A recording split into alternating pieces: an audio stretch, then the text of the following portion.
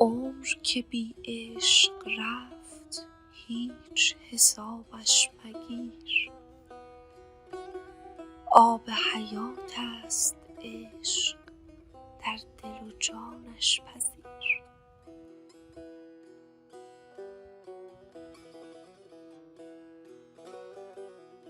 هر که جز عاشقان ماهی بی آب دان، مرده و پژمرده است گرچه بود او وزیر.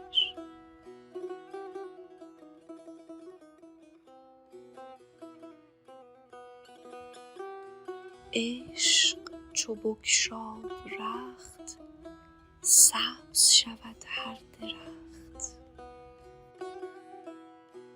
برگ جوان بردمد هر نفس از شاخ پیر.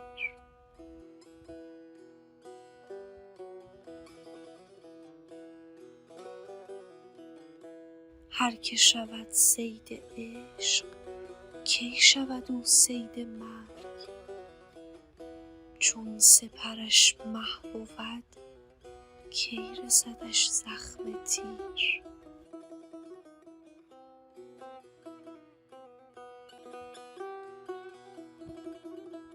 سر ز خدا تافتی هیچ رهی یافتی، جانب ره بازگرد یاوه مرو خیر خیر.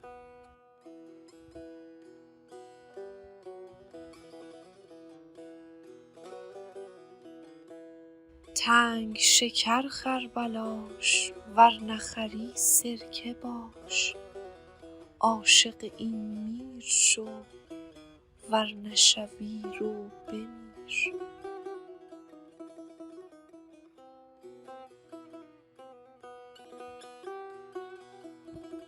جمله جانهای پاک گشته اسیران خاک، عشق فرو ریخت زر تا برهاند اسیر.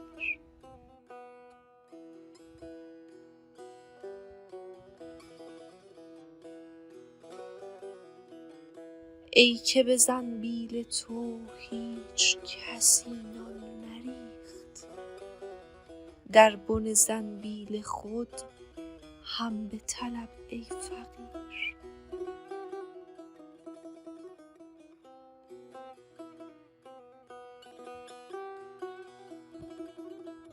چست شو و مرد باش حق دهدت 100 قماش، خاک سیه گشته زر خون سیه گشته شیر.